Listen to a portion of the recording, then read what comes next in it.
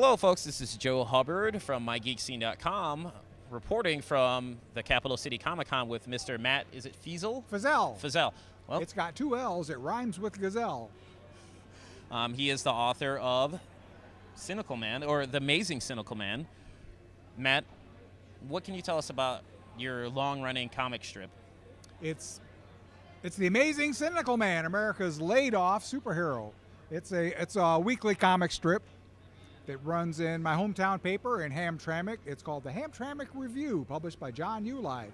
And I also sent it to Randy Zimmerman's Flint Comics and Entertainment Monthly. So it's running in a total of 2 newspapers in Michigan. Okay. And it's also at my website, CynicalMan.com. So how long has the comic strip been running? It started out back in Orbit magazine, as technically, I guess it was a monthly, back in 1998. So it's obviously been going on for quite some time. It's been going on for quite some time. Could you tell us about the characters? It stars John Q. Cynical as the Amazing CynicalMan. He's got a temp job at a place called the Board of Superheroes, where they put him to work reading comic books all day. So they all have to wear superhero costumes, but there's not a lot of superhero action in the comic strip. It's mostly jokes about work and relationships and friendships. So he's got friends at work. There's Lizard Girl, there's Lone Shark, Psycho Woman, Mr. Know-It-All, Captain Videotape, and the boss, Boardman. And he lives in a house. He lives in a room in a house at Mom and Dad's boarding house, where he gets free room and board in exchange for doing simple chores and not talking back. And he's got Mom and Dad have another son called Bother. He's about a teenager, or no, he's like a tween. He's like junior high age, about the same age as Spud and Ernie. Spud and Ernie are his fan club. His greatest villain is Antisocial Man. He's also lives down the hall. No, he's his roommate in the graphic novel. And Antisocial Man has a girlfriend called Edie Haskell, and and you start getting into he's got a friend hangs out at the coffee house with named Waldo Breakfluid. Waldo Breakfluid has a radio show. He has various guests on the radio show called Rap with the Crackpot. So this basically, and I do apologize for cutting you off at that moment. The thing is that you start with one character and you think of who's in his circle of relationships, and then goes from there. Each so basically what I was character going to has touch on. their own circle of relationships, and it just kind of expands outwards. So what I was going to touch on, it seems like I have is a very in-depth backstory to it. For like once you start from the beginning and work your way to the present, there's like a lot of arcs and whatnot. Is that correct? Nope. Nope. It's just a joke a week. Okay. All right. Well, it's about as much backstory as The Simpsons. Oh, fair enough. Although there is some continuity in The Simpsons from time to time. Is yeah. there continuity but in all this? you need to know is Marge, Homer, Bart, and Lisa, and Maggie.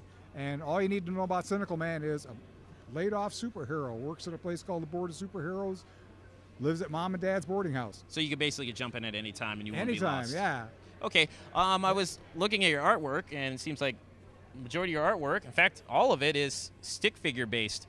Why that route? Well, I started out drawing stick figures when I was in junior high. I did like stick figure superhero comics. And I had so much fun doing that, I wanted to draw like Jack Kirby or Neil Adams or Jim Starlin. And so I tried doing that for a while, and that didn't work out. And then I wondered if I was really cut out to be a comic book artist or not. And if I really wanted to draw, why was I doing it? So I thought, I was just doing it for the fun of it. I should like go back and try drawing a stick figure superhero comic again, like I did when I was in junior high, just for the fun of it. And so I got this face out of my sketchbook. It was like a non-smiley, smiley face. It was 2 dots and a line. And I called him the Amazing CynicalMan because I was having a bad day. And I drew it up as an 8-page mini comic, and I put some out on the counter at the record store where I was working, and somebody came by the cash register and picked it up and said, "How much for the mini comic?" And I said, "Gosh, no one's ever asked me that before. How about 25 cents?" So they handed me the quarter, and I handed them the mini comic, and the lights came up, and the band played the theme to 2001: A Space Odyssey, and I've been doing it ever since. That was the first time I'd ever made money off my comics. And so I kept doing the stick figure mini comics. I was just going to do like 4 mini comics, enough to make a 32-page collection, and go on to something else, you know, go back to my superhero art. But it really clicked, and I realized that I'll hold up a white one. I realized that the kind of work I was doing in the mini comics as stick figure art in a mini comics, it was authentic, it was sincere, and I was having fun doing it. And I think it showed, because the comics were a lot better than any of my attempts at mainstream superhero art. And so people liked it, I liked it, so why not? Here we are. Yeah.